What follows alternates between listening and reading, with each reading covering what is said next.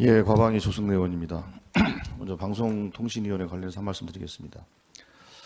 김홍일 신임 방송통신위원장이 어제 윤석열 대통령으로부터 임명장을 받았습니다. 윤석열 대통령은 지상파 허가 유효기간 만료 등을 이유로 시급성을 내세우며 현직 국민권익위원장을 사표 수리도 하지 않고 지명한 바 있습니다. 하지만 결과는 어떻습니까? 12월 31일 방통위는 34개사 141개에 달하는 지상파 방송의 재허가 포기를 선언했습니다. 위원장 임명 직후부터 검토를 시작하여 물리적 시간이 절대적으로 부족하다는 이유라고 합니다. 국민의힘은 사전에 입을 맞춘 듯이 앵무새처럼 또 민주당 탓을 했습니다. 국민의힘 주장대로라면 그동안 이상인 직무대행은 직무는 보지 않고 간판만 대행했단 말입니까? 국민의힘은 궤변과 가짜뉴스로 여론을 어지럽힐 시간에 유례없는 지상파 무허가 상황을 초래한 방통위 사무처장과 담당 국과장부터 점검하는 것이 책임 있는 여당의 자세일 것입니다.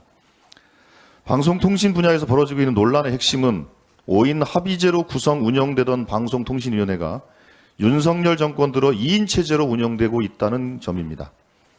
5인의 방통위원은 여권 3인, 야당 2인 추천으로 여야가 협치하고 형식적으로도 대통령이 2인, 국회가 3인을 추천해 행정부와 입법부가 분권하는 구조입니다. 방통위를 만들었던 이명박 정권마저 방송의 독립성과 중립성, 공공성을 보장하기 위해 최소한의 장치를 두었던 것입니다. 2인 체제 방통위가 내리는 결정은 그 자체로 위법 논란을 내포하고 있습니다.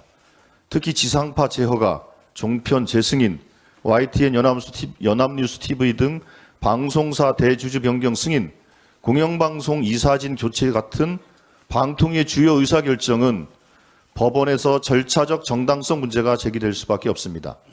최근 서울고등법원 판결에서 2인 체제의 문제점을 지적한 것도 같은 맥락입니다. 2인 체제 방통위의 지상파 제어가는 위법 시비가 붙을 수 있고 위원장의 위법 행위는 또다시 탄핵 사유가 될 수 있습니다. 그래서 더불어민주당은 위원회 개의 요건을 최소 3인으로 명문화하는 방통위 설치법 처리를 요구했습니다. 하지만 여당 국민의힘은 처리는 뒷전이고 논의조차 못하게 법안 상정을 막고 있습니다. 물론 이유도 분명하지 않습니다. 국민의힘은 불안정하고 위법 소지가 있는 2인 체제 방통위를 앞으로도 유지하겠다는 것입니까? 절차적 정당성도 없고 편향적이고 일방적인 결정을 내리는 방송통신위원회를 방송장악수단으로 계속 이용하겠다는 것입니까?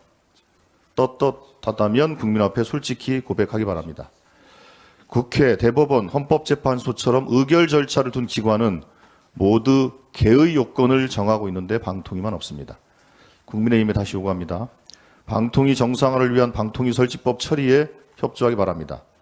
민주당이 요구하는 방통위 설치법은 특정 진영이나 정당에 유리한 법도 아닙니다. 탄핵 직전 꽁무니를 내뺀 이동관 전 위원장의 전철을 밟지 않도록 하는 제2, 제3의 이동관 방지법임을 명심하기 바랍니다. KT 관련해서 한 말씀 더 드리도록 하겠습니다. KT는 지난해 11월부터 부사장, 전무, 상무 등의 핵심 요직에 검사 출신을 잇따라 임명했다고 합니다.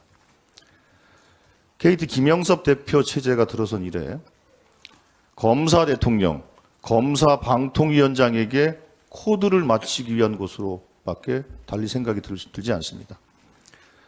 대통령과 여당의 비대위원장, 방송통신위원장 등이 검사 출신으로 채워지더니 이제 기업의 주요 포스트에도 검사 출신이 속속 진출합니다.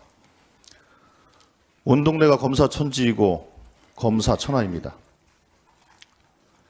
다른 기업들도 검사 출신들을 속속 영입하고 있다고 합니다.